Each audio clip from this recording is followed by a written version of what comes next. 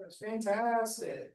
All right. Well, first of all, good morning, everybody. Thank you all for giving me a little bit of your morning this AM.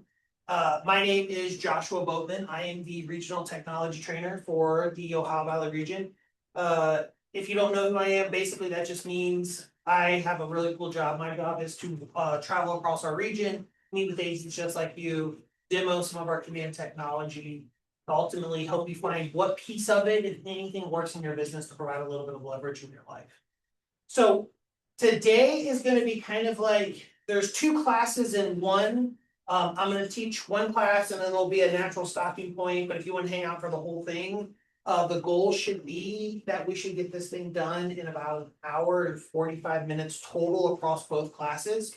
The first thing we're going to cover is team command, right, Pamela? We're going to talk about, okay, so perfect. We're going to talk about team command and how team command works, especially because a little over 30 days ago, every single person in KW inside of command became a team. Even if you're a team of one, if you're just a single agent, technically inside of command, you have a team. That doesn't mean you're a team. But from a technical perspective inside of command, everything I talk about today will be reflective for you and your business. So if you're like a solo agent, like, well, I'm not a team, this will be beneficial for you because we're going to talk around some things that you may not know that you can now do with your solo team command account. Then after that, we're going to run through some things you may not know about. So as with anything, if you have any questions, feel free to shout them out. This is y'all's moment, right? What I like about a smaller group like this, if nothing else, we can really move in whatever direction the group feels is most valuable to you. So without further ado, let's just dive into it so we can be on time with this thing. And let's start with just team command. So the first thing I always want to talk with people when we think about team command is ultimately how you can make sure you know that you are in fact in the appropriate account. So if you are on a team currently, or you already had a team, one thing I just want you to note that when you go in the upper right hand corner, you may see multiple profiles under this other accounts. Generally, if you see your name with the word business on the end, that means this is your new solo team account. If you're just a solo agent inside of command, this is the only thing you see anyways. But the way that the reason they put business on the end, that was just a way for us internally to identify that this was a solo team account and not a previously created team, such as the Josh Boatman group. So the next thing we want to kind of really think about when we think of teams and the value of teams inside of command is really ultimately the leverage it provides you. So you now have the ability to not only add other agents to your team, or if the market center has some kind of services. Do you guys do TC services or anything like that here, or anything like transaction coordination, anything? Okay. There's a path where that TC can now have access to your team and not have to share your login inside of command and do things like that. That can all be done, but you also have that ability to add guest users to your account. So said another way, previously, someone wanted to log into your command, you were a solo agent, maybe you had a temporary help over the summer, maybe you had a kid that was helping you do some stuff inside of command, clean up your database, whatever it is, you would have to share your login information with them. Now you don't have to do that because you can actually give people their own command guest account. It's very, very easy. So what we're going to do when we go in the upper right hand corner, and I'm actually going to switch to just the Josh Boatman business just so that it looks a little bit similar for some of those solo agents. All we're going to do in the upper right hand corner, click on our name, go to settings, and then what we're going to notice over here under general settings on the left hand side, we now have an option here called team management. When we click team management, that's going to take us to our team management tool. Here it's going to show us a list of all the team members we have. And if we wanted to invite someone who is not a part of Keller Williams, right? They're not already in the Keller Williams ecosystem, like I want to invite my kid or a friend or someone's going to do some work for me over the summer inside of my command, whatever it is. All I have to do now is invite guests, put in their name, their first and last name, of course, their email address, and then click this button to click invite. They will then get sent an email that prompts them to click on it, they will then create a username and password, and then they will now have access to your command. They will then appear in that list that's kind of in the back here. So for instance, you can see where it says Josh admin, this is just an account I created just to test the functionality out. But now this person has their own login credentials, and when they log in, they now can have access to my command. Does that make sense to everybody? You can now add up to 10 guest users to your command account. The real value of this is simple. A, it's a security thing. Right now, you're no longer sharing your username and password with people, which is a good thing, right? We want to be secure in this day and age. And two, what we also want to make sure we're doing, it helps us have that accountability piece. For those of you who had, maybe you were a solo agent and you had an admin, an unlicensed admin, but they were always just logging in as you as command, or as you into your command. Now they can have their own command account. They can have their own tasks assigned to them. And then that way there's an accountability piece between both of you inside the tool. Couple things when you do add someone to command, you're going to notice on the right, we have these three little dots. When we click these three little dots, this is where we have some abilities, right? If it was a guest user and we no longer want them to have access to our command, right? We just click remove guest, and then that will disconnect them from the team. They log into their command account, they can't access us anymore. Then we also have this ability here called manage permissions. So manage permissions is incredibly important because this is where you start to pick and choose how someone accesses things inside of your. So for instance, you can see that here's a list of all the various applets inside of command, right? We'll have my contacts applet, my smart plans, my task opportunities, so on and so forth. You'll notice to the right of each one, it shows that this current person has standard permissions. If I were to click on any given applet, I can see what that means. So for instance, for contacts, if they have standard, that means they can grab leads that were from the lead pool, they can archive a contact, they can create a new contact, they can create a safe search, so on and so forth. We're seeing what permissions they have when they click on my contacts applet. But you'll notice we can actually go from a per applet basis, we can change what that permission level looks like. So for instance, if we were to go to enhanced, now within contacts, they can pretty much do almost anything, right? They can now view other people's contacts, right? They can view all the contacts inside of the team, not just their own. They can, they can manage custom fields, they can change lead sources. There's additional things that they can do. This would be, for instance, an enhanced would be for your actual operations person or something along those lines so that they can do certain things for everybody, not just themselves. And then of course you can see with the unlimited, you get all the green dots. As we kind of look at some of this, here's just the rule of thumb in general when you think about permission levels. If you're adding an admin, more than likely you're going to make the admin enhanced. That basically lets them do pretty much everything they need to do, except add new people to the team or change other people's team's permissions and things like that. When you think of unlimited, you as the rainmaker, because you all are now rainmakers of your solo team or your current team, whatever you have, that's what unlimited does. Basically, you as rainmakers, you are unlimited access. You can do whatever you want. Generally, a good rule of thumb is they don't need that level of access because access is what's used for you. There are some cases where they may need unlimited, but it's very rare.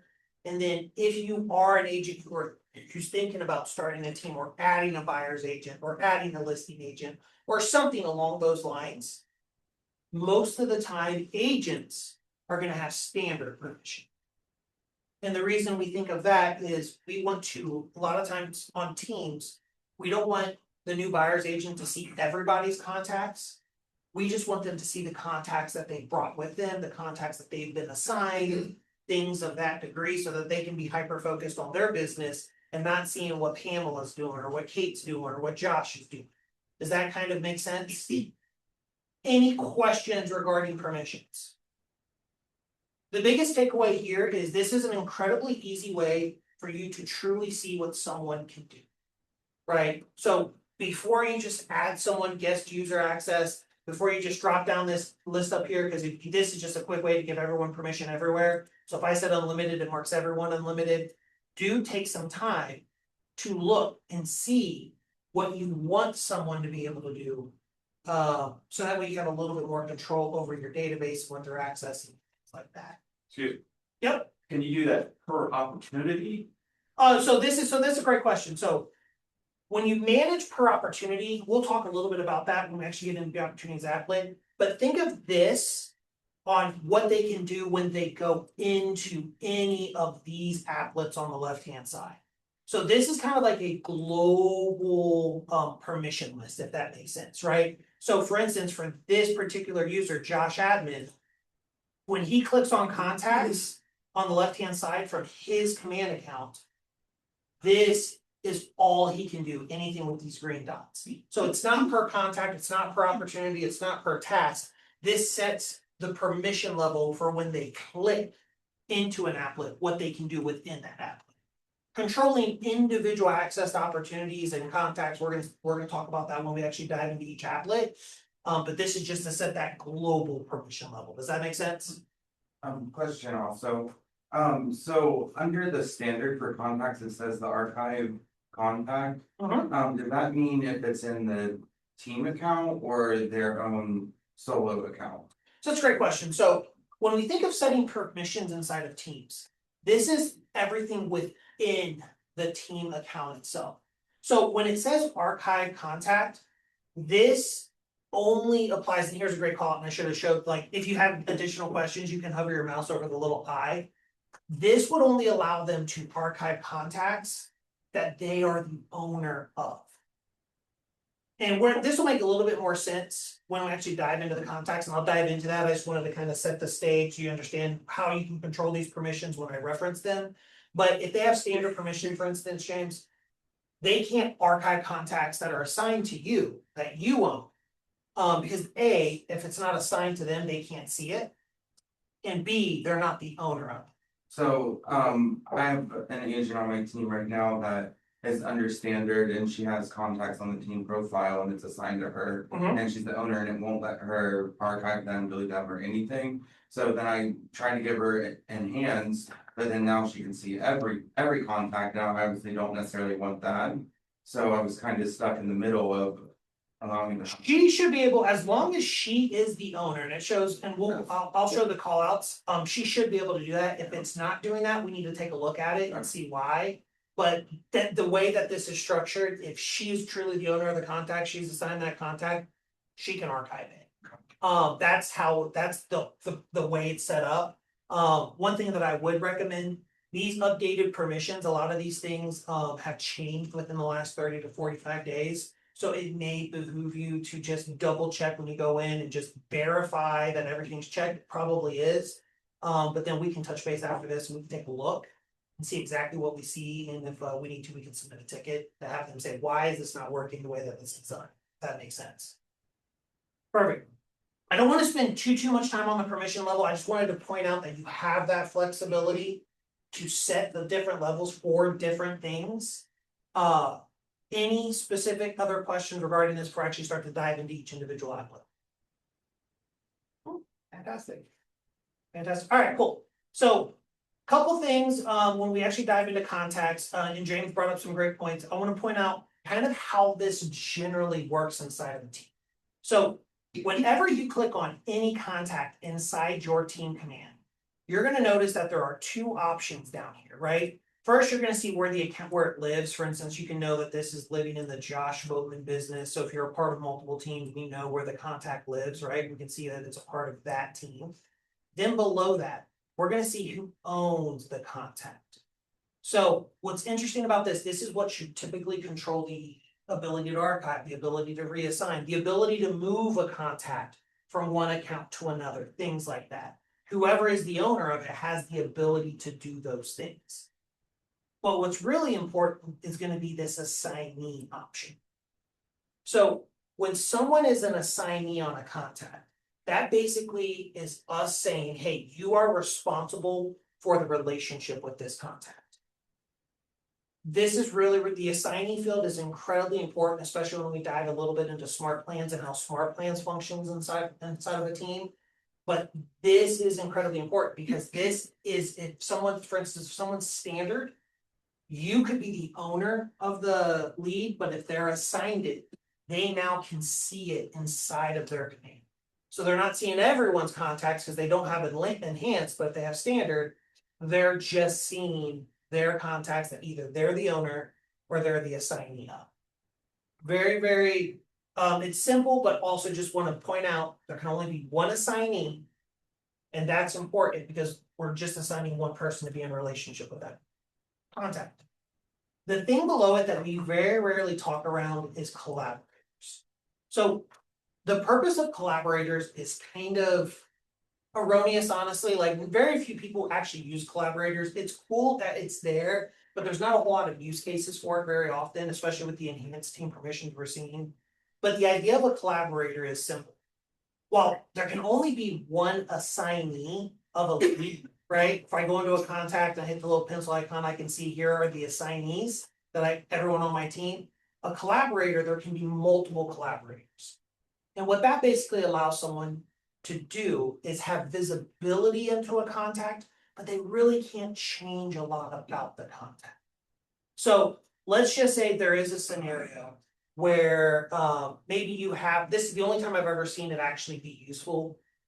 I've seen teams where they're like giant teams, but then that individual agent on the team with standard permission happens to have their own ad.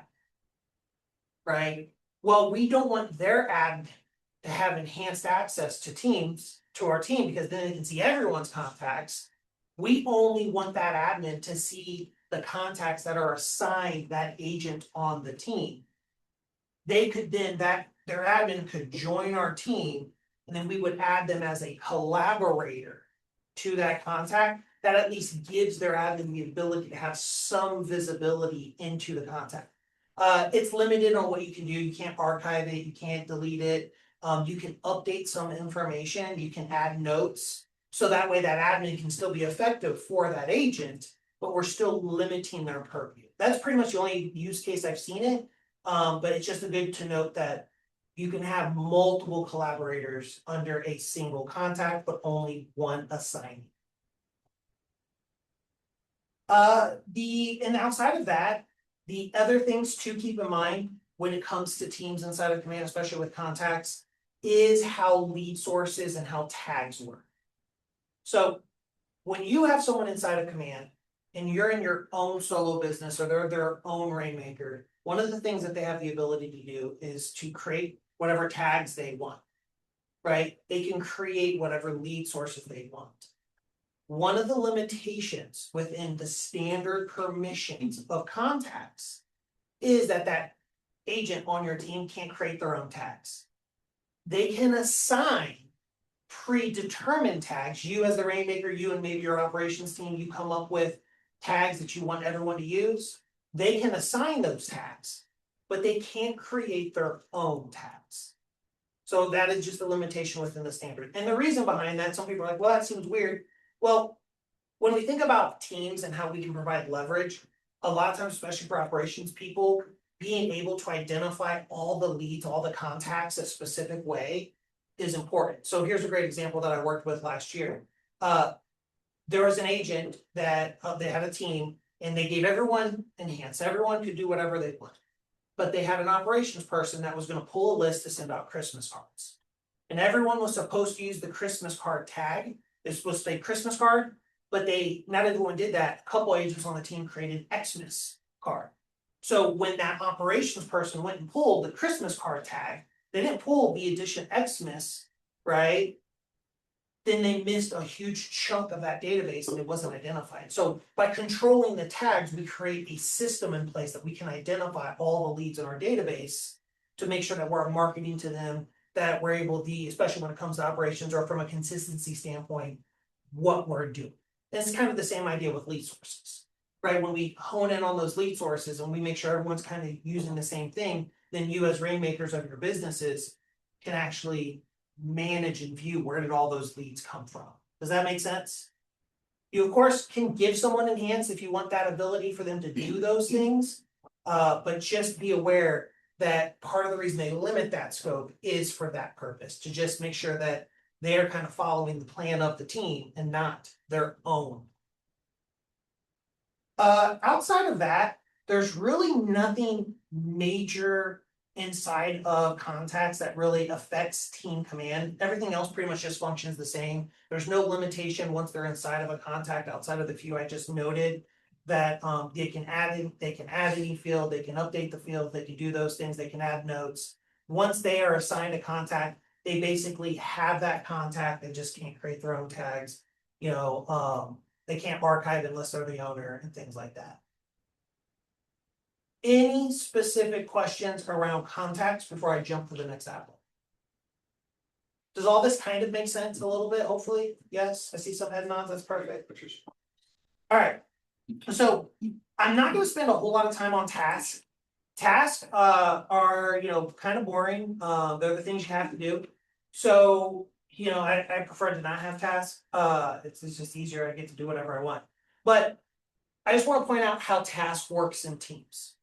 So when you go into team command, you're actually going to see we have two options in the upper right hand corner. We can see team task, or we can see my task.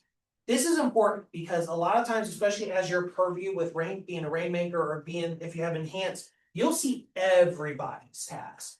But if you just want to focus on the task that you have been assigned, that's going to be the my task option, right? That's just going to quickly let you filter down to the things that are assigned to you and not the things that are assigned to everyone else. So for instance, here you can see this task is assigned to multiple people, and we'll talk about that in a second. Very just purposeful, but just one of those things to be aware of. Of course, we can always filter by specific things. And when we do that, we can filter by tasks that are assigned to people or unassigned tasks. This is unique to teams inside of command, but just want you to be aware of that. One thing to note as well, when we create a new task, what's really neat about this, we actually have the ability to assign tasks now to multiple people. And we'll talk a little bit about this inside of smart plans. We'll also talk a little bit about this inside opportunities. But if you are the rainmaker of a team, you may have multiple operations people. You may have a director of ops, there may be someone else that also does some of the operation tasks. And you've been using tasks inside of command, and that's really great. But sometimes our operations people have a day off. Sometimes our operations people, they get sick, right? Sometimes things like that happen. Well, one of the things you can now do when you start to build out that smart plan list and that opportunity checklist, which we'll talk about, you can now start to set tasks to be assigned to multiple people. So now, rather than everything being hinged on one person completing this task, it now shows up in multiple people's task list.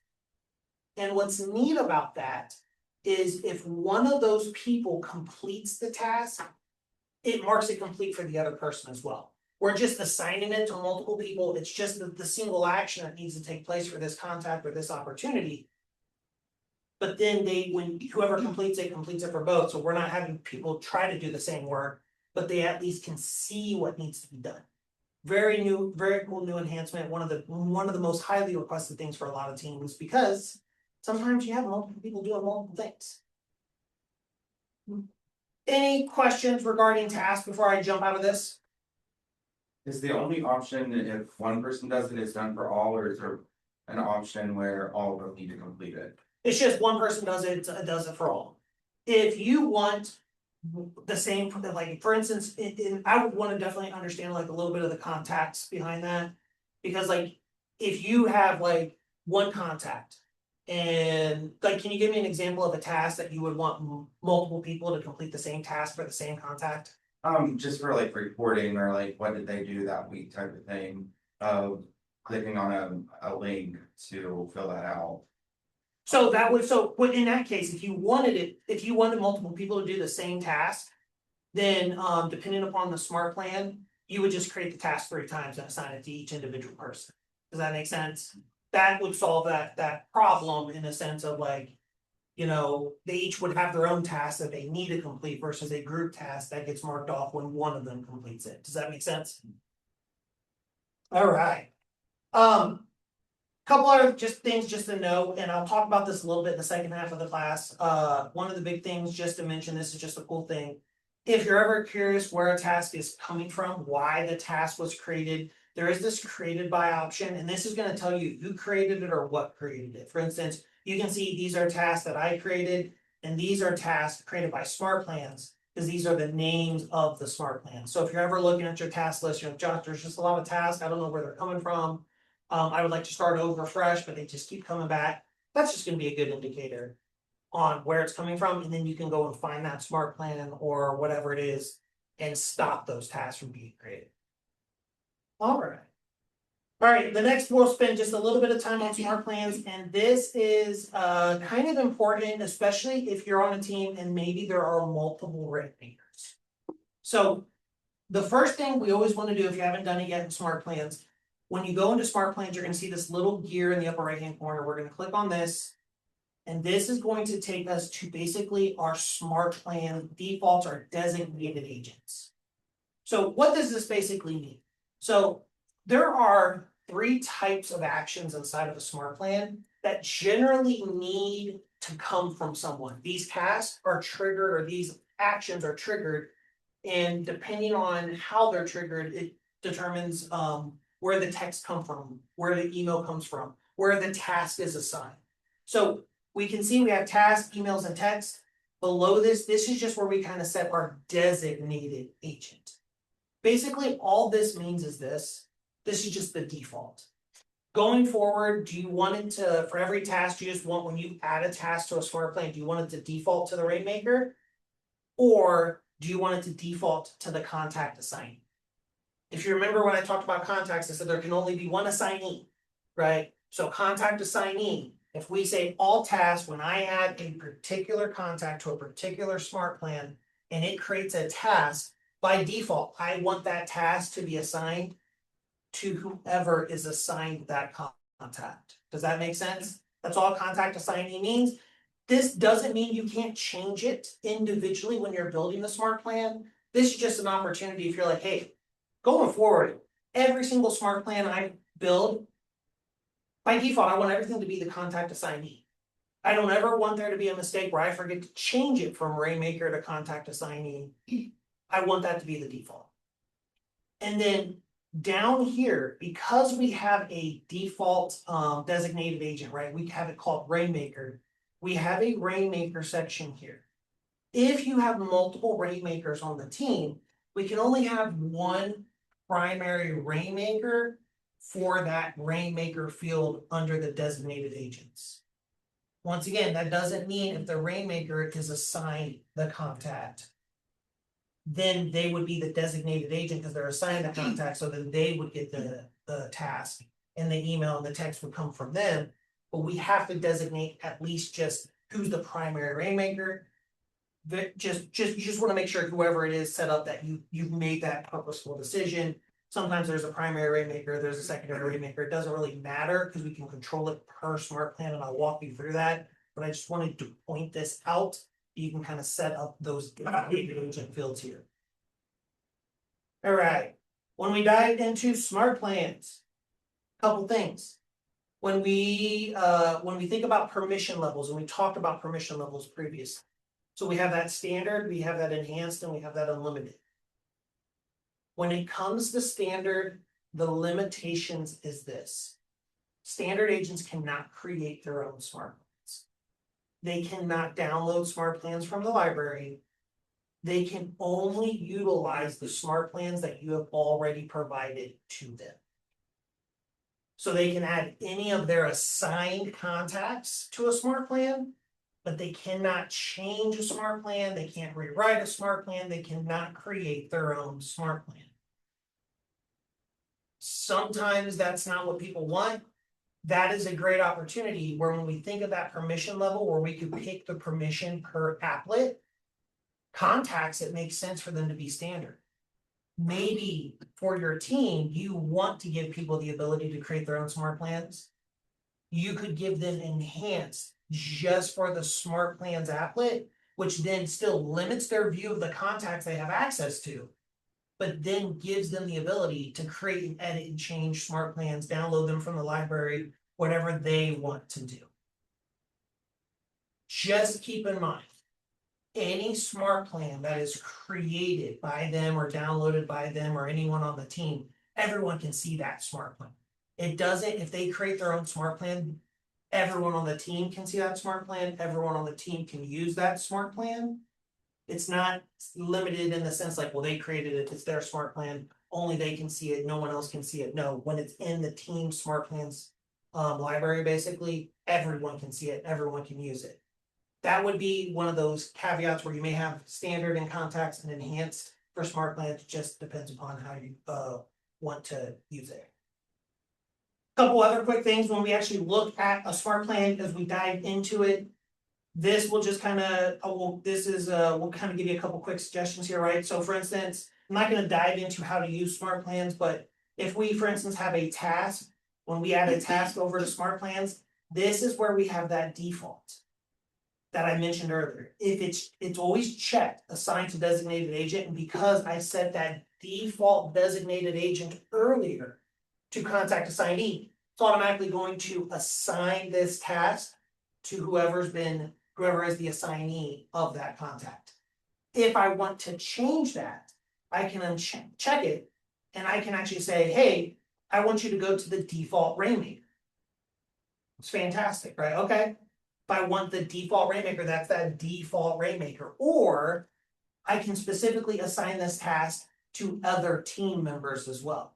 This is also where I can check multiple people.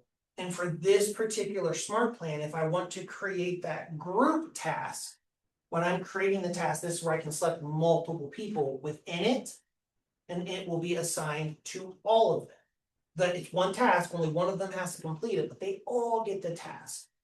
Additionally, you're also going to notice that there's this option here, assign this to the contact assignee and all collaborators. I had mentioned you can have multiple collaborators on a single contact.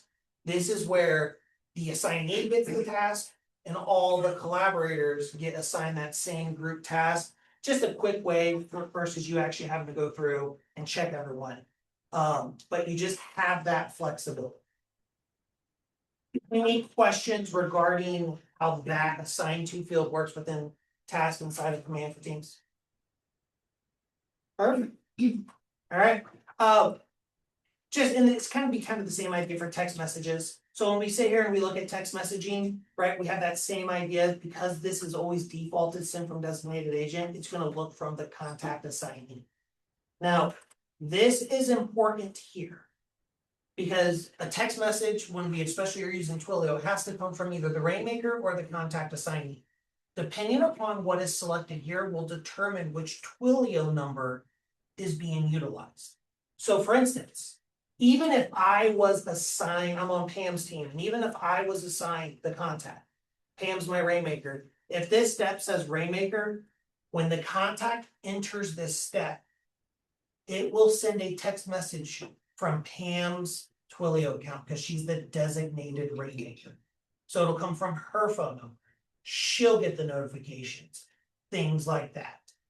If it is set to contact assignee, then it's going to utilize my Twilio, my phone number inside of Command, and it's going to come from that. As of right now, a lot of times people are like, well, I'm a Rainmaker and I just want to have one phone number. I want everyone to use my phone number, but I also don't want to receive all the notifications when someone responds. There's not a path for that, right? The idea behind it is simple. If you're going to leverage Twilio, if you're going to leverage Twilio in your Smart Plans, the best course of action is anyone that's responsible for a relationship with a client, they each should have their own Twilio phone number, so that way they're building a relationship directly from them, versus using a catch-all phone number that the Rainmaker's using. Because a lot of times as Rainmakers, they can get overwhelmed with the number of notifications that come in. Any questions regarding that? If they don't have it, here's a good example. If you have someone and you have contact assignee and you don't have Twilio set up, the text message just doesn't go out. if you're also like, hey man, I don't wanna do that, but I would like there to be a text message task created for them to send from their personal cell phone, then when you are creating that step, you don't do a send automated text, just turn it into a create a text task. So what that does is you just create a text task. They know this is a text they have to send. And what a lot of people do, they'll build whatever the text message is in the description, and then they can copy it from Command Mobile, paste it into their cell phone to send that text out. And last but not least, email functions the same way. When we go and we look at email and we edit it, once again, we have this designated agent. This determines which KW email it comes from, what command email account it comes from. Right? If it goes from the Rainmaker, this comes from their KW email credits. If it comes from the contact email or the assignee, it comes from their email credits. What's important about this to know is every month you each get 5,000 free emails that you can send inside of Command. If for some reason a single account wants to send more than 5,000, there's an additional charge. You have to buy more email credits for that month. The email credits reset back to 5,000 at the beginning of each month. So this is also one of those cool things that every command account gets its own 5,000.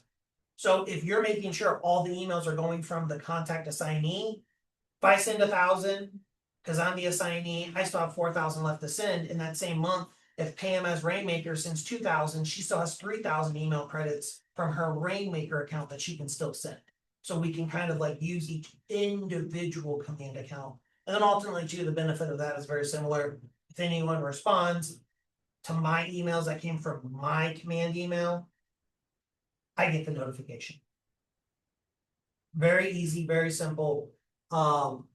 Any specific questions about that or anything on smart plans that we've covered? Yes, ma'am. So I'm on a team. So my contacts go under the team. So how do I, if I'm doing the email, I have to be under, because the Rainmaker is my team leader. So how does that work to utilize my email command account in a sense? When it comes to smart plan specifically, as long as you are assigned the lead that, you know, we saw that you are the assignee when you pull up that contact, right? And as long as the smart plan step under the send from section says contact assignee, it's coming from you in your command account, even though your contacts live under the team. It being assigned to you determines where it comes from and what command email account is used. Does that make sense? Okay. So as long as it says contact assignee and you're the assignee of the contact, you're golden. If for some reason it says Rainmaker, even if you are the contact assignee, this is gonna come from the Rainmaker. Does that make sense? Yeah. That's the biggest thing. Perfect, great question. Any other questions regarding smart plans? All right, we're gonna keep moving and grooving. We're gonna disregard referrals because there's really nothing that's changed with referrals inside of teams, but we'll spend a little bit of time in opportunities. The biggest difference within opportunities, actually in this case, I will switch to my actual team. So because I have some team members on here, nothing has changed dramatically inside of opportunities, other than now you may have this option in the upper right hand corner to see all assignees. And this is where it gets a little bit different. And this is where opportunities function a little bit different than contacts. So when someone has the standard permission, and we're talking about just agents on the team, they have that standard permission for opportunities. They can only see opportunities that they are assigned to. Unlike contacts, where there can only be one person assigned to one contact, there can be multiple people assigned to a single opportunity. And I'll show you how that works here in a second. But just with that standard permission, they can only see the opportunities that they're assigned to.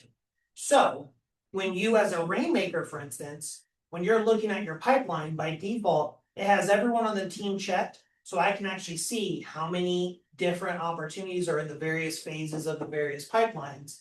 But if I wanted to drill down and I just wanted to see the opportunities that KWGC has, I can see under listings, they have one appointment, one under active, two under contract. right? That number changed when I actually filtered specifically by them. So as a rainmaker of a team, you have that ability to look at someone's pipeline and have a conversation with them on where that future business is, where the current business is, based upon the phases of the opportunity. Very, very cool. To me, sometimes if you can wrap your mind around it, this replaces the need for the giant whiteboard that sits in most people's offices that they've been hauling around for 20 years in their business, because they finally found the perfect spacing with the tape and everything. It was perfect. Took a lot of time. When you go into when you create an opportunity, for instance, let's just create one real quick. This is where you can actually see how I can actually assign multiple people to an opportunity.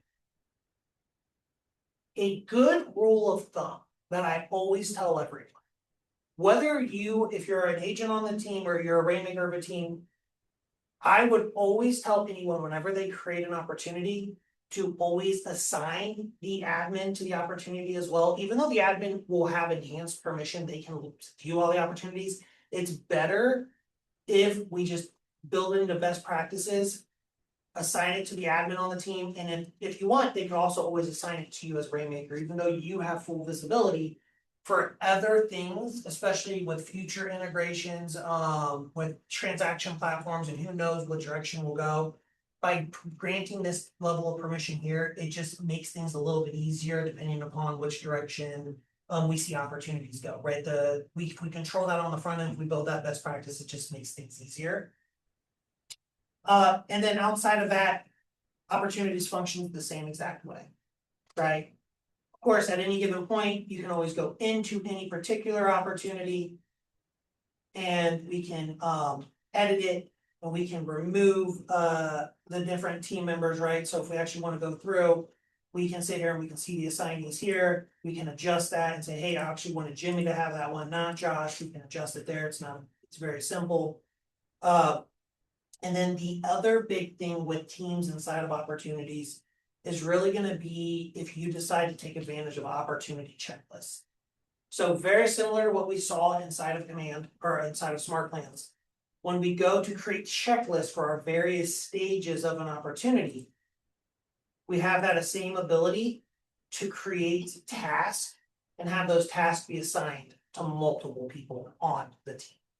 So in the idea, if you have multiple operations people, you could set that task that when it creates that task automatically for when they're moving it into the various stages, that it's assigning it to multiple people. Functions the same way that we talked about previously, but that is just a additional thing to keep in mind if you're laying out that perfect transaction within opportunities. Any specific questions regarding opportunities that I've covered or that anyone just wants to throw out? Yep, yes, ma'am.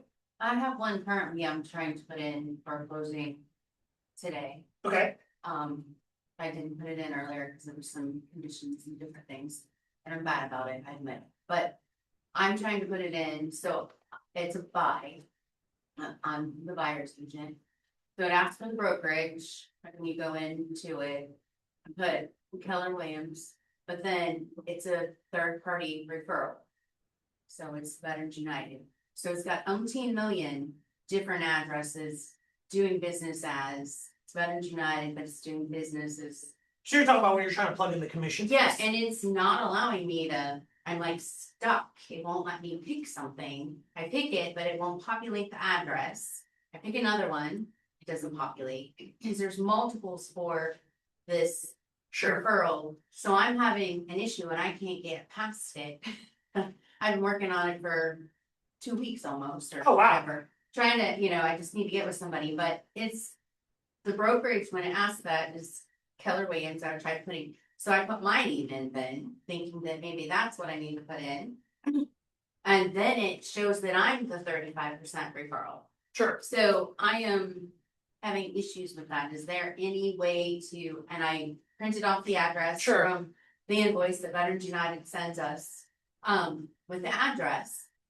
But again, I get to a certain point and I can see it, but it's grayed out and I can't create it. So what am I doing wrong? I think because of the specificity of that question, I think the best way for us to address it will let's hook up after this. Okay, And have you show me exactly what's Okay. going on. A lot of times there is depending upon how your market center requests referrals to be logged, it can be done a couple different ways. We may want to connect with Pam with your MCA as well, just to make sure that we're logging it the way that they want, but we should be able to get that resolved for you. Okay. Yep, yeah, no worries. I also have a question. Sure. Has there been any more talks that you know of the checklist being assigned to the opportunity owner? So that's a great question. So I know with the switch to teams for command, like solo teams, like the big update that we've had where basically everyone's a team. They're now starting to look into a couple different things with opportunities, specifically the checklist. So the next phase of this, from what I understand, I don't have a timeline, but this is the direction that they're going for, is gonna be for a couple different things. Instead of assigning tasks to individual people, you're gonna create groups inside of your team command.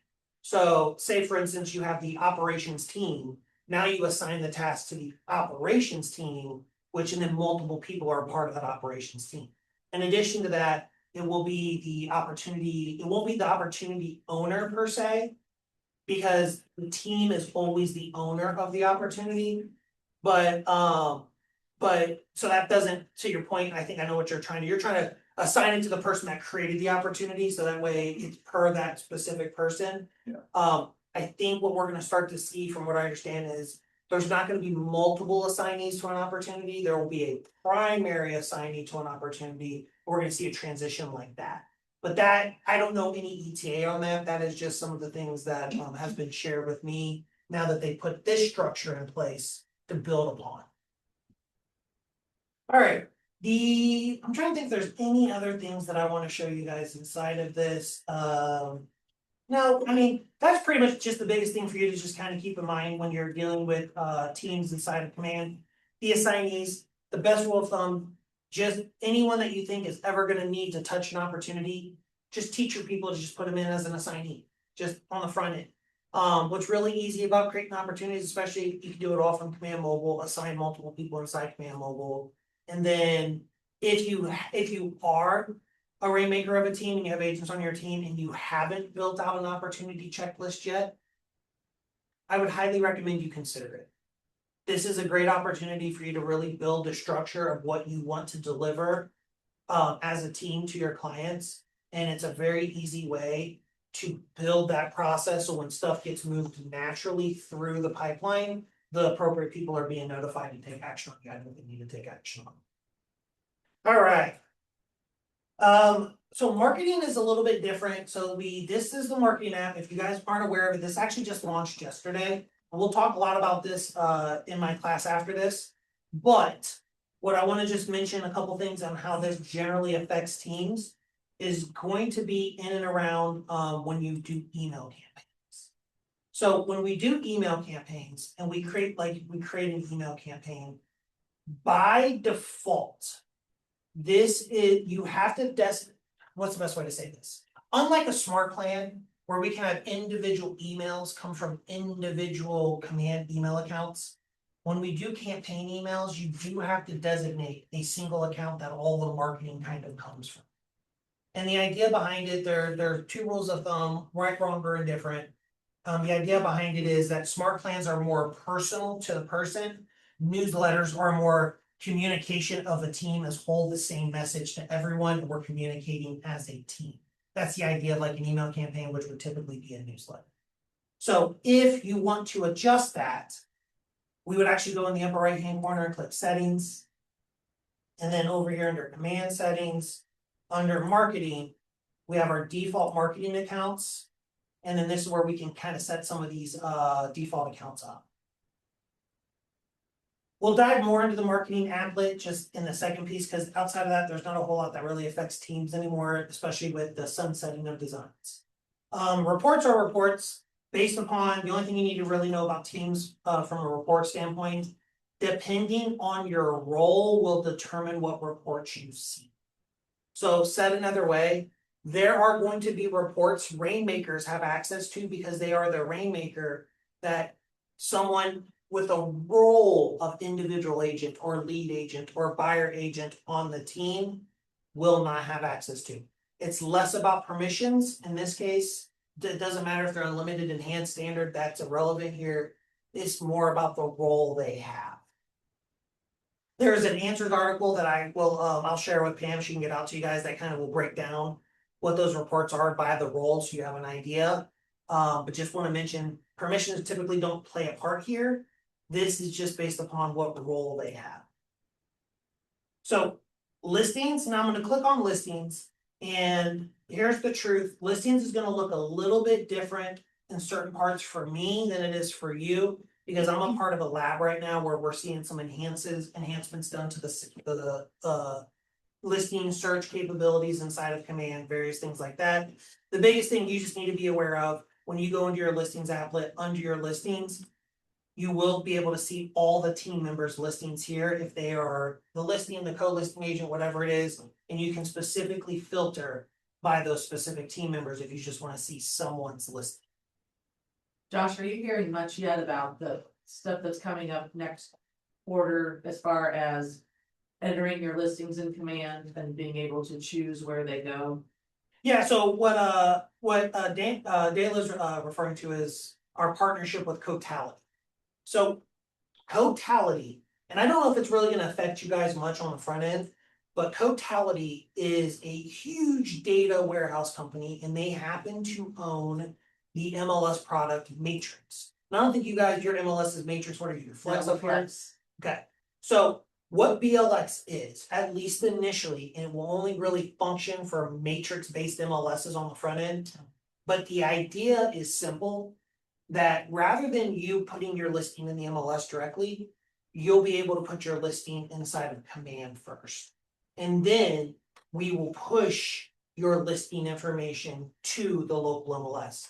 The benefit of that is additionally, there is an option where we can build in, and even your market center can work with third-party vendors and Cotality itself to build additional ways to push your listings to different places. So a great example, just I think within the last 90 days or so, probably it's been probably 4 months. KW and a lot of brokerages have a relationship with Zillow called Zillow Previews. Now, once again, I don't know if this market can take advantage of Zillow Previews or We these are. other. Okay, so the intention of it is what can happen in the future right now, you have to put your listing in the MLS and then you manually go in and you put your listing in for Zillow Previews, right? Well, when this takes effect, there will be a box that you can say, hey, send to the local MLS, and also when I put this listing in, send it to Zillow Previews. So the idea of a one-stop initial data entry point is the plan. Now, pushing the MLS is Matrix first because that is the product Cotality owns. But what we've been told is Cotality has engaged conversations with the owners of Flex, with the owners of Bright, with the owners. There's like a handful of I can't think of them all, but across the country, various MLSs to see if we can get access to their API to provide that same functionality for those MLSs. So that's the plan. Now, one thing I do want to mention, at least on the front end, just so we're all aware, when in fact that does roll out in its current form, it's a one-way push. If later there was a price change or a price update or things like that, you're still gonna log into the local MLS to make that change. As of right now in its current form, that the first version of it, it's just the initial place to put everything in. And then later, if you have to change something, you're not gonna go and change it in the command and then it updates it everywhere as of right now. It's gonna be, you'll still manually go in and do those various things. Does that make sense? It's very cool. Truthfully, in our region, we only have a handful of areas where it's matrix-based MLS. But from what I understand, they're having fantastic talks with Bright and Flex to get access to their APIs to be able to set that up for the future. Just a kind of a cool way too, especially when we think of a world where, you know, everyone right now is buying everyone and everything's going on and people are trying to control the listing. It's just going to give us a little bit more control on where we send our listings. Very, very cool. The very last thing that we'll talk about is websites.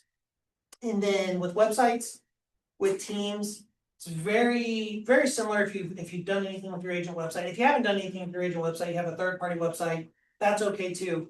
The biggest thing to mention when it comes to team-based websites, at least for team members, is gonna be when we go to this manage settings on the right-hand side. One of the things that we are gonna notice is we have this thing over here called referral links. Referral links are important because this is how a team member could share the team command website. And then if someone goes to the website using their referral link, and let's say, for instance, they go to their website using their referral link, they show if they show interest on the listing, or if they click to sign up for an account, or anything like that, whoever referral link they used, that contact, when it's created inside the team, will be assigned the person whose referral link they use. So it's a great opportunity for team members to share the team website if the team's using the KW website. And then basically get credit for their referral. Does that make sense? So they could actually make a QR code with that link, put it in their signature, use 100%. it for social media marketing, use it emails, all of that. 100%. Spot on, Kayla. That is that's 100% accurate, and we've seen people do just that. I guess one other thing I'll just quickly mention. Let me go to my team website real quick because this is actually kind of cool.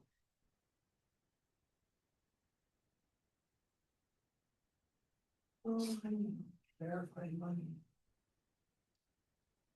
All right.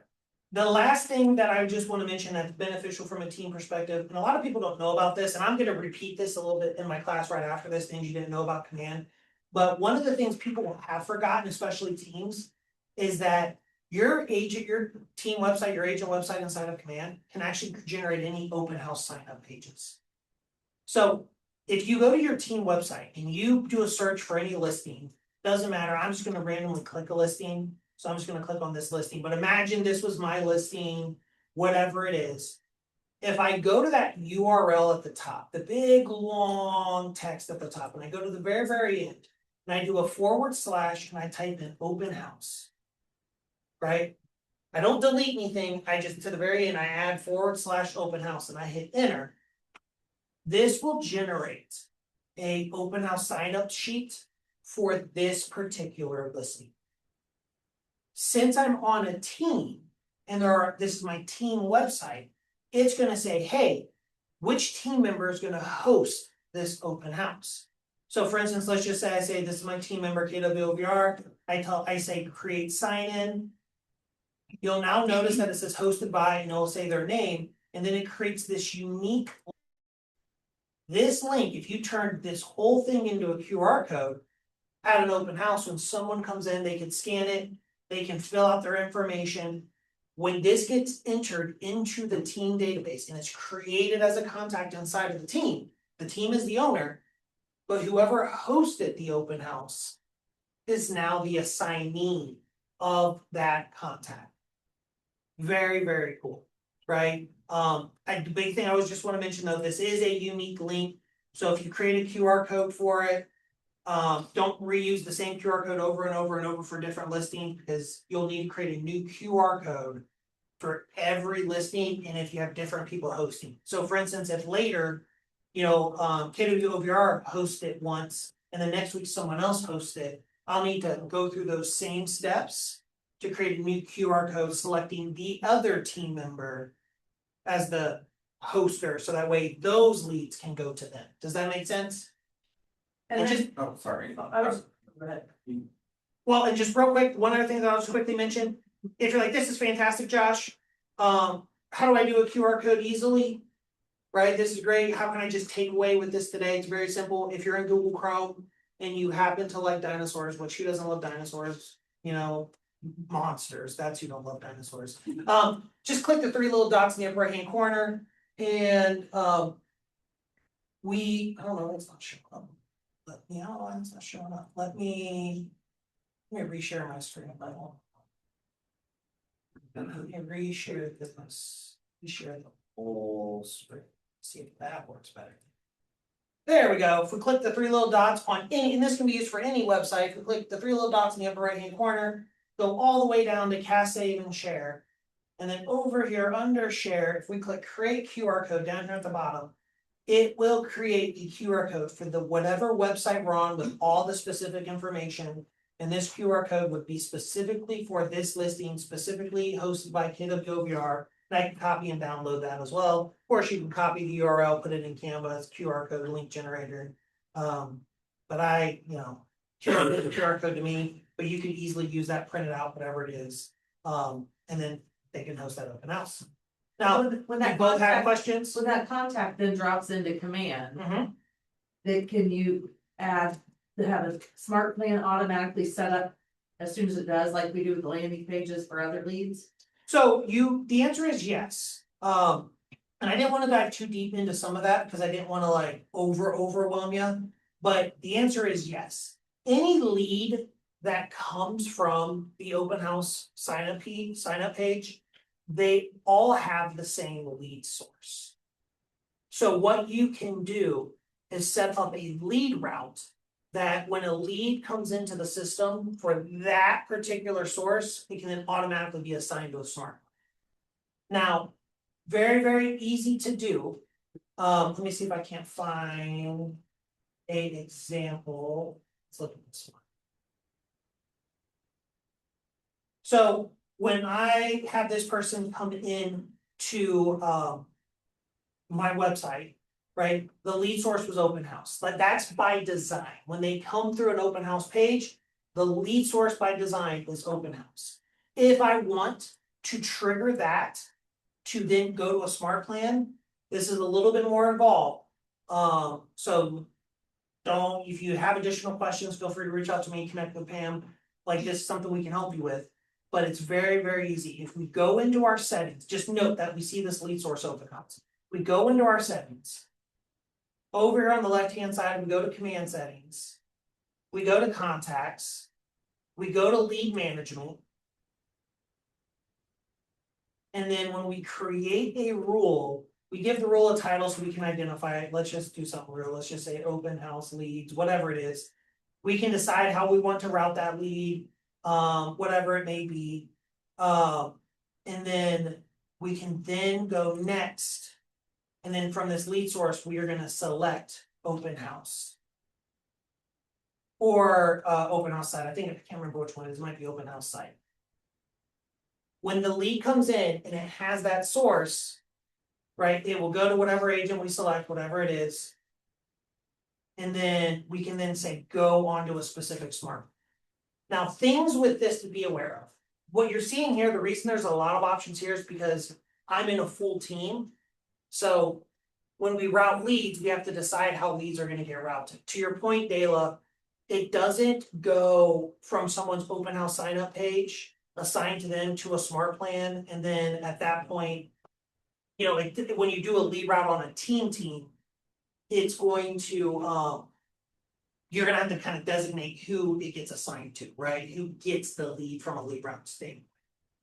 If you're just on a solo agent team though, like you're just a single agent in here and you're just trying to learn a little bit more about it, the rules are a little bit different. It's simpler. You just do open house site or whatever it is, have it assigned to a smart plan. And then since you're the only person the lead can be assigned to because it came from your, you're the only person, then it will look like it's coming from you. Couple things with this, things that they're looking to improve, and there's exciting things they're working on. Unfortunately, no ETAs I can share.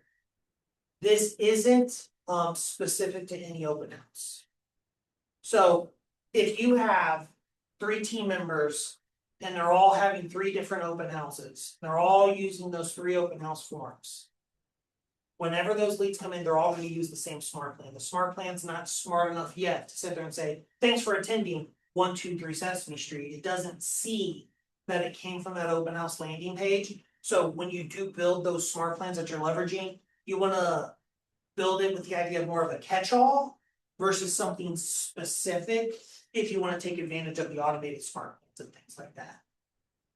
The best course of action I've always told people with teams though, when you actually go in and if you want to build a specific open house follower plan, you can always filter by those. You can literally just go into your command as that standard agent or whatever it is and filter by that particular lead source. You'll be able to see the leads that came in that day at the end of your open house shift or whatever it is, and then manually select and add them to a more customized smart plan if that's what you want to do. Does that make sense? Perfect. Did you have a question as well, James? No, but we're good. Oh, perfect. Awesome. So outside of that, that is in a little over an hour, just a quick crash course on team command. Just so give you some handles on how it functions, so you can kind of make the best decisions for your teams. Any questions, concerns, criticisms, compliments? I do have a question, Josh. I just created that whole campaign with an agent last week and we did a landing page as well. Then you have to create the tag, create the lead pool, create the lead source and lead management and smart plan and the trigger tags. So that it triggers to go. Yeah. That was for a solo agent, so. Yeah, and it's a little bit different. There are some things that we can leverage if you want to have a little bit more granularity on how those leads are routed, for instance, but using Google Forms and things like that, but that's a little beyond the scope of the training today. But yeah, there are some paths where if you want to be more specific, feel free to reach out. We can kind of talk through some additional options. So they're a little bit more involved, but we can definitely help you through. Perfect. Well, that's the end. Any other team command questions at all? Anything? Awesome. Well, if you guys like, I can dive right into the things you didn't know about command.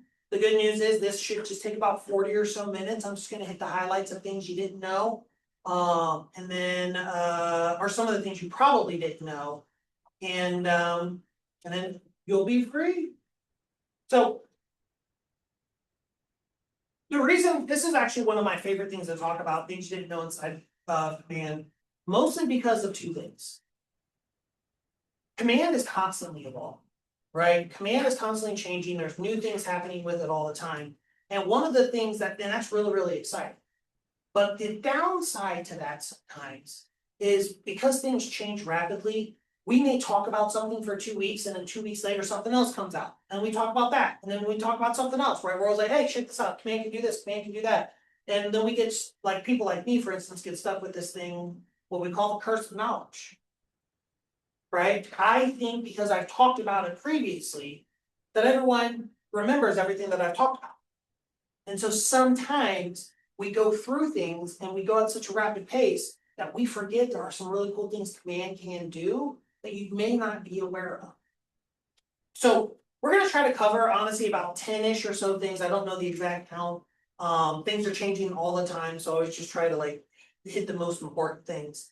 But the very first thing that I always like to talk about with this class specifically is how you can teach command to work for you. Right? When we think of our technology, when we think about things that happen inside of command, one of the things we don't do a great job of is showing command what's important to us. And the easiest way to show that is if any of you log into any of your commands, I'm sure if you look up at the top, you see our little notification bell, you probably all have little red dots. And to the right of those little red dots, you probably all have a number. And more than likely for the majority of you, I'd be surprised if your number wasn't triple digits, right? This is command generating notifications.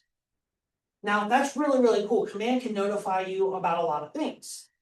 But in this day and age, we have this thing called notification fatigue. If you've never heard the term, you're hearing it today. And it's pretty simple. Years ago, when email first came out, people opened every email they ever got. But now, how many people have probably unread emails in their inbox right now? You look at your inbox and there's 5,672. And you only look at it if that number goes up from 72. Like, oh, there must be something important because none of those other ones are important. Well, you got so many emails, you just don't care about any emails you get. You have notification fatigue. We see the same idea with with text messaging. There was a time you got a text message, people would stop conversations. Hold on, I got a text. And it would take you 7 minutes to respond because you had to hit 222-553-555-22224, right? now, people probably have unread text messages, I know I do. I don't know how many times people wanna sell me insurance, apparently the state of Wisconsin, I violated the parking there and they're threatening me with like jail. If I don't scan this QR code and send them a bunch of money, right? So you get those random text messages, right? You're ignoring them. It's the same idea with command. If you log into your command, you have a big number up there. What we just haven't done is taught command how to tell us what's important. Because when you log into a tool like command, if you have a red bell icon, there's a number there, you should want to click on. You should want to engage with it. You should want to see what command's telling you to do. So this is very, very easy. All we're gonna do when you're in the desktop version of command is you're gonna click the little bell icon. And in the upper right hand corner, we're gonna see this notifications gear. When we click on this, this is gonna take you to the notification preferences center. This is where you have full control over what notifications command, well, mostly for full control, what command notifications command sends you and how you want to be notified. By default, I think there are over 50, last count there was over 50 notifications in command, and all of them are on by default. That's why you're getting overwhelmed with a bunch of stuff you probably don't care about. So while we're not gonna do it in this class, here would be one of the things that I would tell you. You find yourself thinking about, hey, I have 30, 40 minutes today to work on my business, what should I do? I don't wanna place phone calls, that's fine. Spend some time going through your notification preferences.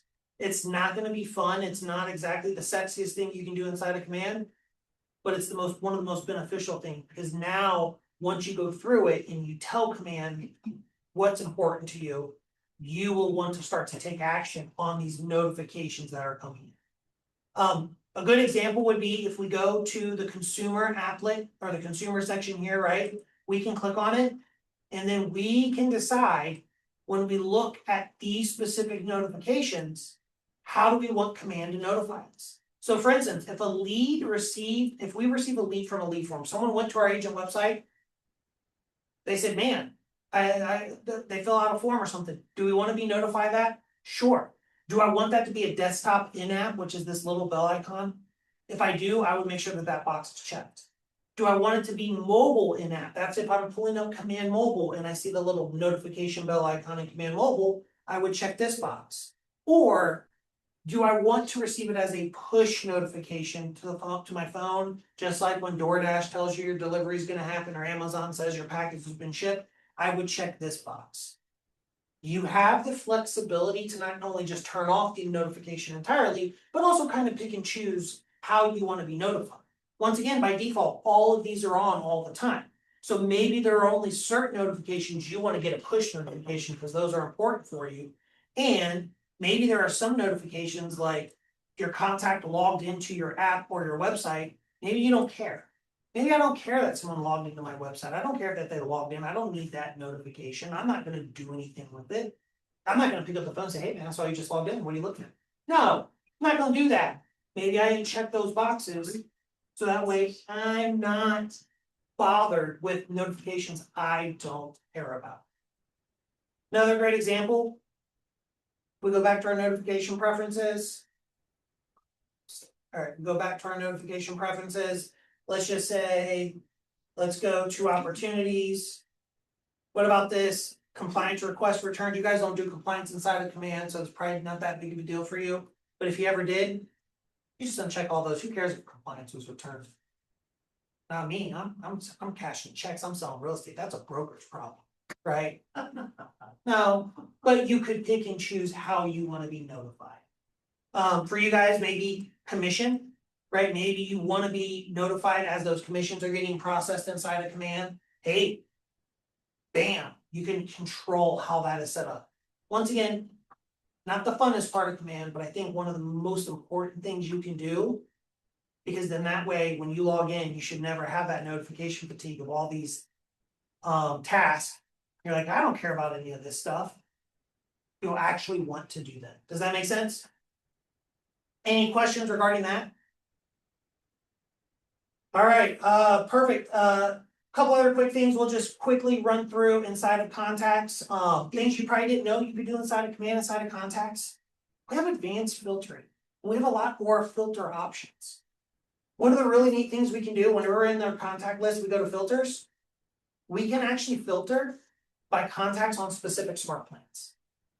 When we add contacts to smart plans and we're kind of like, oh man, I don't know who's on what smart plan, or I wanna, do something with those particular people. We can see a list of all the smart plans that we've built, select them and filter by that specific smart plan. That's kind of a cool thing. Additionally, we can filter by upcoming birthdays if that's what we wanna do. We also have that ability to go advanced. And this is where you can kind of do a little bit deeper of a filter. So let's say, for instance, I want to find people that the last contact date is longer than 30 days, so I haven't logged any contact with them. And then I add a filter, and where phone, maybe I want to look up their primary phone number, is empty. So these are people that I've never contacted, and I don't even have their phone number. So maybe this is a great opportunity for me to hit apply. I can see this list of people and I can figure out how I want to contact them. Maybe I need to spend time looking up their phone number, verifying their phone number, placing a phone call to them and updating it so that way I can update my contact. And then ultimately, when I have that connection with them, hitting the little 3 dots to the right and adding this as an activity. Which is the second thing most people don't realize you can do inside of Command, is log these activities with your contacts. With the advent of AI and everything that we're seeing happening, and we're gonna point something out too here in a second. The more information you can log into Command about your relationship with your clients, the more our future AI integrations are gonna be able to help. Right? So the rule I always kind of tell people is simple. If you don't have a way to, if you have a past client and you look at your list 3 years ago and you saw everyone you sold a house to 3 years ago, and there's not a way for you to tell me when was the last time you specifically had contact with all those people, the truth is they're not past clients. They're just people you helped buy a house with one time. The biggest mistake we make in real estate is simple. We assume the work we do during a transaction is what built the relationship, and that's not the case. It's the work we do in between transactions that builds the relationship. A lot of agents always say, Josh, you won't believe all the things that I did during the transaction. I'm like, that's fantastic. Guess what? Last I checked, you didn't do it for free. Right? Did you do it for free? You paid someone to do those things. So like, what do you want, a cookie? Like, it's it's like people are like, oh, I take care of my kids. What do you want, a cookie? Like, you're supposed to, right? It's what you do in between those transactions. And if you can't systematically show when you've been having meaningful conversations by logging these activities, then you're really not trying to stay in touch with your database. All right, couple other things we're going to quickly mention that's really neat inside of Command. I'm going to clear my filters real quick. I'm going to go to my contact. Where's my contact? Right here. When you go into contacts now, if you haven't seen it yet, we have an AI summary. Right? Whenever there are 5 qualifying events, activities you've logged, notes you've made, emails that you've sent, texts that you've sent, stuff that they've responded to, them logging in, various things like that. Whenever there are 5 qualifying events, the AI summary is going to run, and it's going to look at your entire contact, all the history, and it's going to generate a summary. Right? This is no different than when you go to a news website and there's a super long article, and now they just summarize the article into 4 or 5 bullet points. Right? It's my favorite thing because that article was written by going to AI with 5 bullet points and saying, hey, write an article about these 5 bullet points. It's incredible. So utilize this, but this tool is only going to be beneficial for you if in fact you log those activities, you log those notes. The other thing I'm just going to mention while I'm here, most people are aware of this, but some people don't. I don't want to have the curse of knowledge. I just want to mention with save searches. So mine's a little bit different because I'm in the Save Search lab, but you have this ability to create a Save Search inside of Command, very similar to what you can do in the MLS. Very cool. One thing to keep in mind, by being a part of Keller Williams, you're tied into 98% of the MLSs across the country. So that means you could set up a Save Search for homes in Florida, for homes in Dallas, Texas, for homes anywhere. You're licensed in the great state of Ohio, that's fantastic. You sell in Columbus, that's amazing. Maybe you have clients that want to buy a home in Dayton, Ohio. That's where I'm from. You're like, why would they want to live there? It's a fantastic question. We invented the airplane. Well, and the delicious cheese crackers and cheese it. Yeah, we did invent the cheese it. We have a cheese it day. You're welcome. This is delicious. You could set up a safe search for that area. Right? You don't have to go join the Dayton MLS and pay the Dayton MLS dues or whatever it is they charge you these days.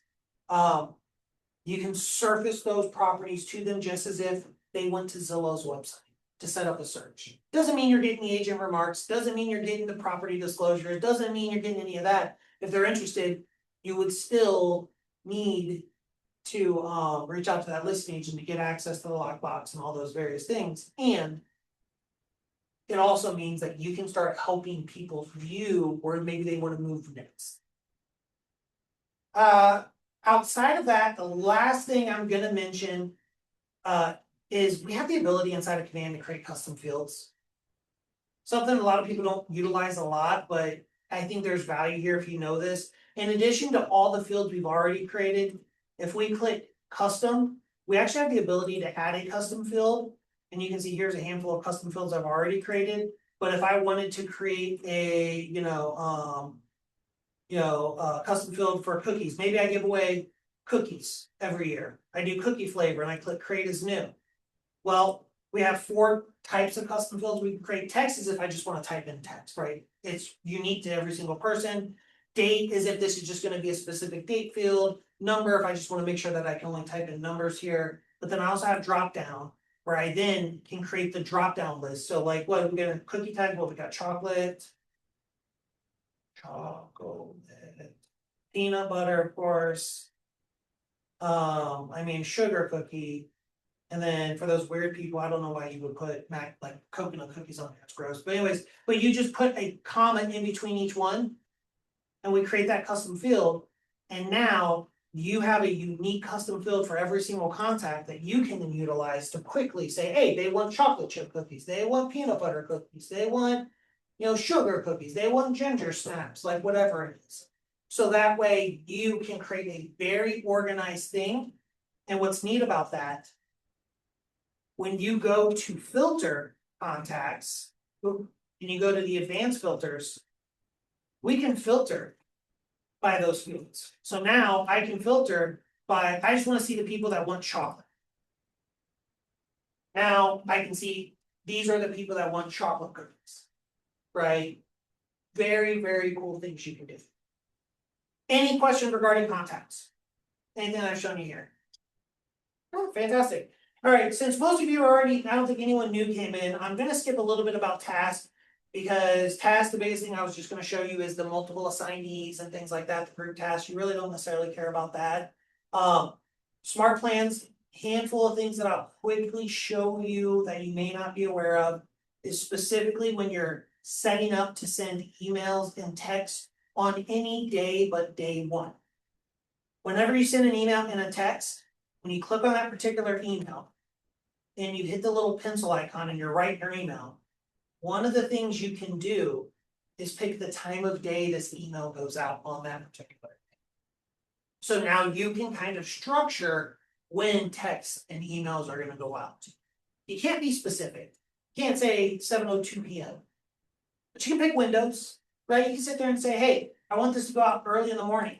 I want this to go out in the afternoon. I want this to go out, let's just say, for instance, I send this and I want this to go out in the morning. From 8 a.m. to 12 p.m. Fantastic.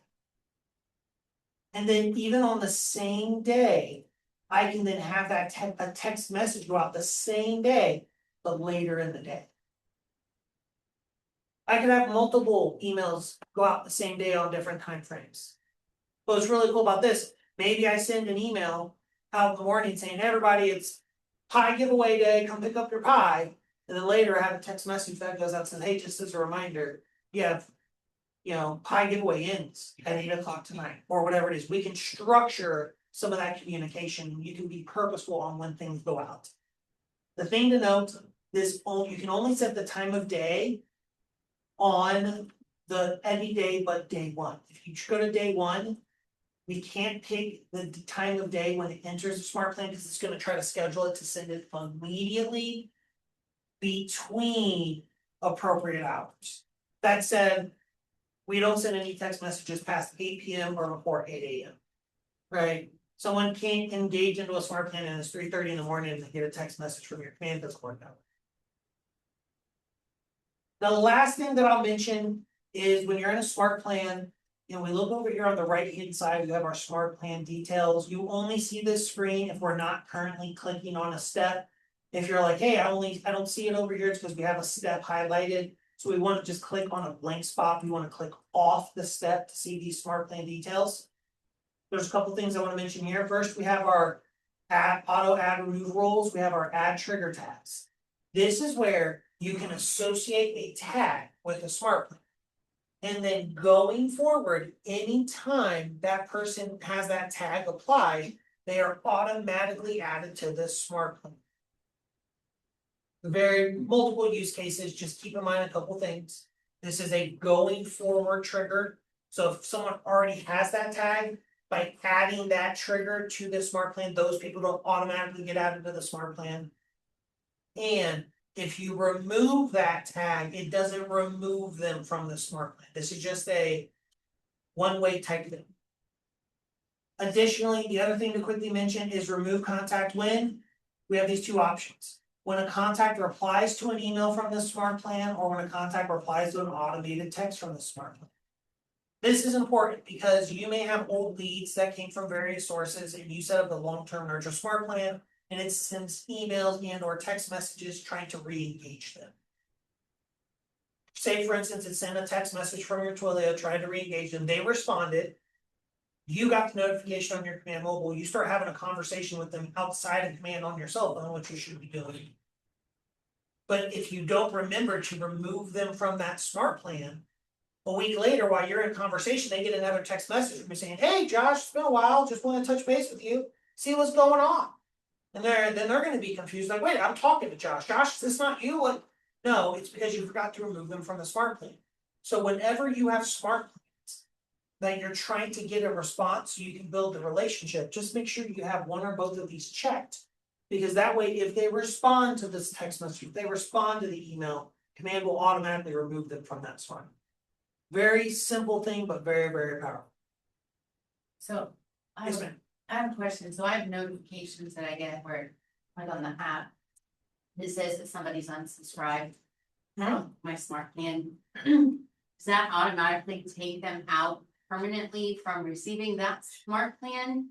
Or do I Great have to, question. check those boxes? Cause I have no idea. So 100%. So if someone, so this is how unsubscribe, this is a great thing. I guess I should add this in the class. That's a great question. Here's how unsubscribe works in command and Keller Williams. If someone unsubscribes from an email, they click the unsubscribe option, they're actually going to get prompted with 3 options. And they can select all of them or none of them. I mean, technically they have to select one of them if they want to submit it, but the first option is I no longer want to receive this email. That will automatically unsubscribe them from that particular smart plan. The smart plan that sent the email, they're no longer on that smart plan. They can still receive emails from other smart plans, they're just no longer on that smart plan or that campaign. The next option they have is unsubscribe me from everything from this particular agent, in this case Josh Boatman, right? Unsubscribe. If they check that, that not only unsubscribes them from that smart plan, but any other smart plan, it also marks them as unsubscribed in your database. So even if you added them to another smart plan, you wouldn't be able to actually send them an email because they've unsubscribed from you. The third option would be unsubscribe from all of Keller Williams. If they select that, if they happen to be in multiple agents' databases, they're marked as unsubscribed in everyone's database. No one can send them emails because they said, hey, I don't want to do it. Does not remove them from your command, doesn't delete them, but it does identify them and you can see if someone has unsubscribed. How do you know which one they selected? I just get, it says unsubscribed. That's a great question. So if you go into their timeline, typically it's going to indicate what they've done. So if we go into their particular timeline, under this timeline section, you'll see what they unsubscribed. Generally, you're going to see what that is. One note while we're on the subject, if that does happen to you and you have someone that they've unsubscribed, And then later, they're like, oh man, I really want to receive your emails, Josh. My apologies, I didn't realize it was you. Cool. You can actually resubscribe them. On a one-on-one basis. You can't bulk resubscribe people, but you can do it one at a time. And it's gonna be very, very easy. Let me find. I gotta have someone with email. If I go into their email and I click on their primary email, here I can unsubscribe them from all the emails. But if they had already unsubscribed, this would give me the ability to click to resubscribe them. And the way that works is simple. It will send them an email. And they have to click a button in the email that we just sent them. You can only send this once every 24 hours. If you send it to them and they say, oh man, I didn't know that was the email, I deleted it.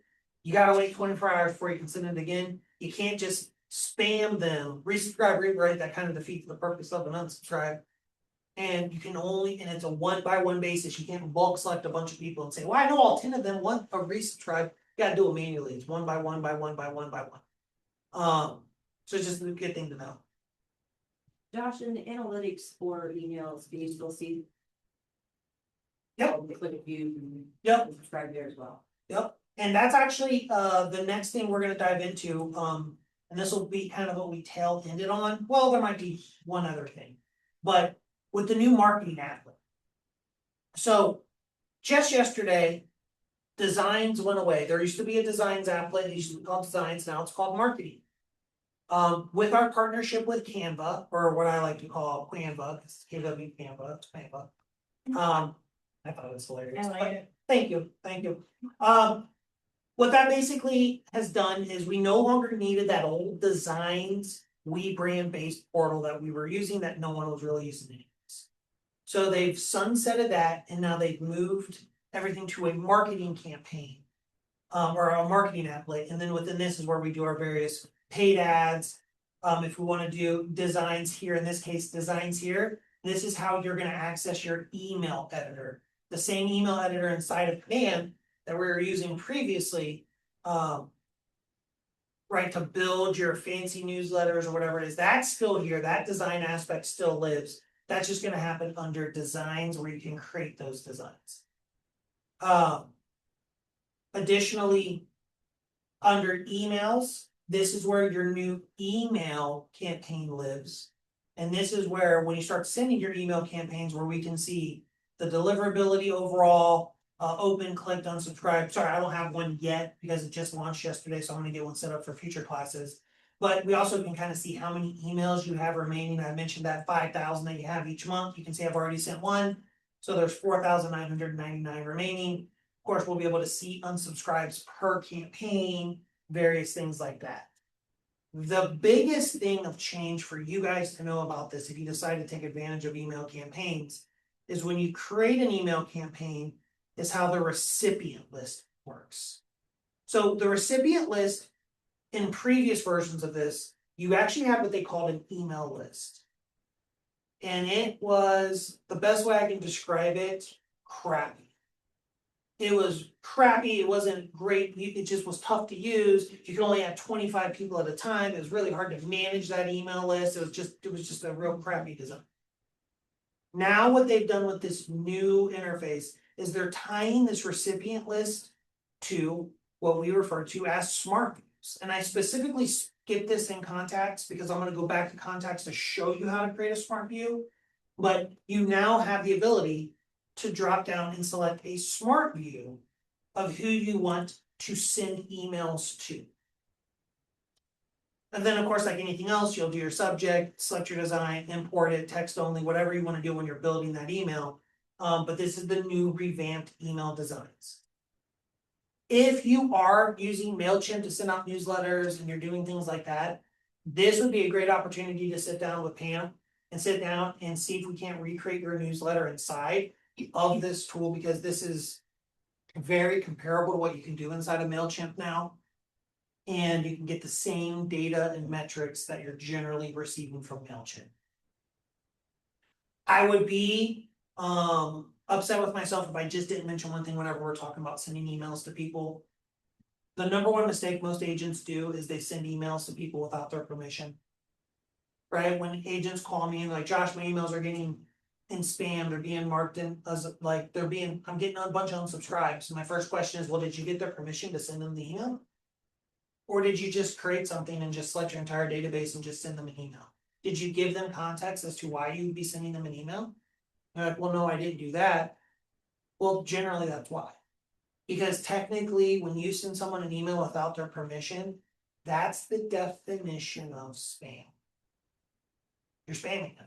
You may not think so. You're like, well, I'm not trying to, sell them hair growth pills. I wish they would, because it's getting thin. I've been thinking about the red light there. Just wear one of them. But you are spamming. When you email without permission, you're spamming someone. So your best course of action is to have conversations with your people, explain what your email contains, and then only send it to them. And then that just makes your emails higher deliverability.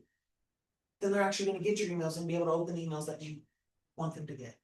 So I just really wanted to point that out. The other thing that I'm going to mention, I'm just going to mention it because most of you probably are aware of it. I've already kind of said something about it. We do have the KW Canva integration. One of the cool things that just came to light within Canva, for those of you who were kind of on the fence about our version of Canva, our version of free Canva Pro that you get, this is actually something that's really, really cool. This happened within the last, I think, 30 days. One of the things that was a hurdle for people to move over to Canva, our version of Canva, and leave their paid version, was the inability for them to create a brand kit. And if you're not familiar with Canva, here's the gist. A brand kit allows you to create a template of your logos, your fonts, your colors, your various things that are unique to your brand. Right? If I click for a brand kit, things that are unique to your brand, logos, whatever it is. And then this allows you to apply that brand kit to a design. So you find a template inside of Command or a Canva, and instead of you having to click on each font and change the font to your preferred font, and change the background color, and change the logo, and do all of those things, you can just apply your brand kit and it does it all for you, and then you can go in and tweak it if you need to. Well, in the first version of this, when this launched, I think it was like either beginning of this year, late last year, I can't remember, time flies. You couldn't create your own brand kit. You were stuck with the core brand kit, KW Luxury, and KW Commercial. Well, when you go into your KW version of Canva, you click brand. When you drop this down, I already created my brand kit, but you'll have the option to create a single personal brand kit for yourself. So now you can click on it and you can add your unique logos, your unique fonts. Maybe you're the purple real estate agent and everything's purple. Right? Everybody knows me. They call me on the street, they call me Barney. We used to have one of those actually. Well, there's, you know what? MJ. Here's the truth. There's a purple one and a pink one everywhere, man. Like, I've been in this business long enough. There's was like, that's unique to me. No one's doing pink everything. Well, they are. But I digress. You know what? I haven't seen the polka dot realtor. That's what I would lean into. Polka dots. That's what I would do. But who am I? But you can create your own brand kit, and now it's easy for you to apply those templates. So if you were on the fence of trying to cut your Canva expense, and you're like, yeah, but I can't do the brand kit thing inside of KW Canva. That's not as cool. Well, now you can. So that's a really huge update. And you probably didn't know about it because transparently, I didn't know about it till yesterday. Are the KW logos already loaded? What is in there? So under these brand kits, 100%. Those KW logos are loaded. When you do your personal, you will upload Right, okay. any of your logos. The other thing you may not know about Canva, and I'm gonna use this, I'm gonna see if this should work. If you are unaware of this, we have MLS integration inside of our version of Canva. If you're not aware of it, I'm gonna show it to you real quick. But this is where if you go into any design, over on the left-hand side, if you don't have the KW app, you may need to click on it or find it under apps. Let me go ahead and accept this real quick. I know. Let's see if it works. I was having some issues with this because I'm in a lab for something. Open and close.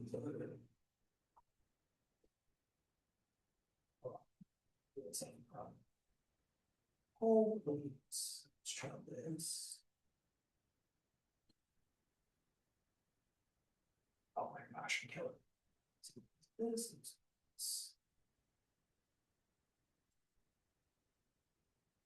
All right, there we go. Connect. You have to connect your command to it. This can only be accessed via the KW version of Canva. You cannot access it if you have your own Canva account that you're paying for. But this is where you can pull up any listing. This accesses our KWLS. We can sit there and we can go. Let me just pull up a listing, see if I can't find one. Thinking about it. There's a lot of listings to search. You can filter, I should probably filter. But anyways, you'll be able to pull up all the. So angry. This is why sometimes you should never volunteer to be in labs. Let's try this one more time. If this doesn't work. That happens frequently when I'm connecting people. Shut it. I know why it's happening to me because I'm testing something. But let's try this. Just give it some. Oh, perfect, perfect. You find your listing, whatever it is, you click on it. You can easily have access to all the photos and just drag them over to customize your various listing flyers, whatever makes the most sense. Look at that pool. That's amazing. Let's do that right there. Additionally, you have the details where you can drag over, information about the property, pulling it all from the MLS, whatever it is, doesn't matter. You can drag and drop all that over. And then for your information, you have profiles. And this is going to bring over your market center. Well, I have tons because I'm a part of multiple market centers because of my role.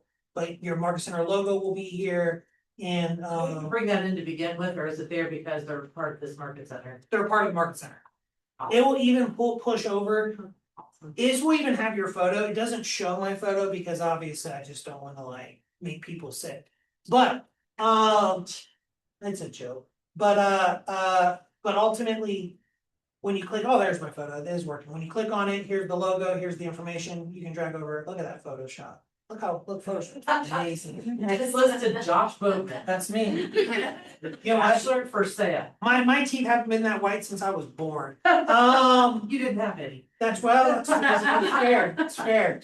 But you can move all that stuff over as well. What's cool about this integration, this is how you can have that template. You can apply your brand kit to it instantly and then customize that template for whatever you want it to use. So I think that's really, really cool.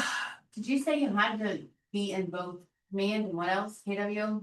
So you have to be in the KW version of. So you have to be using your KW command account, Okay, not your, to be able to access that, you cannot. Some people are like, well, I already have a Canva account, why can't I use it? You can't because you actually have to be in your KW command account, not your personal Canva. okay. And it makes it a lot easier now that you can do a brand kit. Right? So if you're thinking about making the switch in the beginning, you're like, I don't want it to because of the brand kit stuff's here. That's really, really cool. It's a really huge lift on the Canva team side, and that's really exciting for us. Outside of that, with 2 minutes left to spare-ish, those are some things you probably didn't know you could do in command.